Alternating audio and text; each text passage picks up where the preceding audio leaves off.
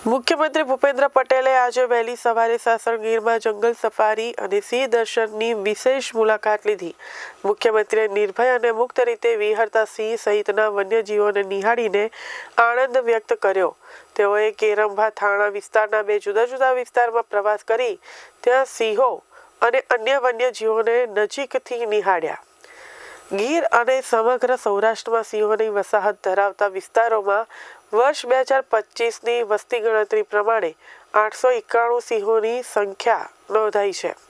વડાપ્રધાન નરેન્દ્ર મોદીના માર્ગદર્શન હેઠળ પ્રોજેક્ટ લાઇન કાર્યરત છે, જે સિંહ અને વન્યજીવોના સંરક્ષણ માટે અત્યંત મહત્વપૂર્ણ છે। ગીર સફારી પાર્ક અને સંલગ્ન વિસ્તારમાં હાલ 13 જંગલ રૂટ પર પ્રવાસીઓ માટે સિંહ અને અન્ય વન્યજીવો દર્શનની સુવિધા ઉપલબ્ધ છે। તો મુખ્યમંત્રીએ ગીરની મુલાકાત દરમિયાન વન્યજીવ સંરક્ષણના કામગીરી વિશે શાસનના નાયબ વન સંરક્ષક પ્રશાંત તોમરે માહિતી આપી। આ મુલાકાત દરમિયાન વન વિભાગના વરિષ્ઠ અધિકારીઓ ઉપસ્થિત રહ્યા અને પ્રવાસીઓના વધતા દબાણ સાથે સર્જાતી રોજગારીની તકો અંગે ચર્ચા કરી। પ્રથમવાર આવી મુલાકાત બાદ મુખ્યમંત્રીએ સ્થાનિક વન્યજીવ સંરક્ષણ પ્રયાસો અને પ્રવાસન વિકાસમાં નોંધપાત્ર સફળતા માટે પ્રશંસા વ્યક્ત કરી અને આવી પ્રવૃત્તિઓ સાસણ ગીરને વિશ્વ સ્તરે ગૌરવપ્રદ સ્થળ તરીકે ઊભું રાખશે એવી આશા વ્યક્ત કરી।